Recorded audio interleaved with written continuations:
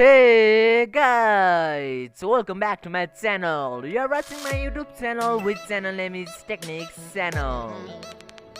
You know about that most of the people have the problem of RAM as well as graphic card, that they haven't get enough graphic card in their laptop or PC, and also they haven't get entertainment in their laptop or PC to play a game and editing the video for the YouTube purpose. So in this video I will tell you that how to make a pendrive as a RAM and use a pendrive as a RAM. So see this video last of the end, and first of all I want to tell you that like this video, share this video and subscribe my channel, and I target this video for like is 100 likes, so fulfill my like and enjoy this video.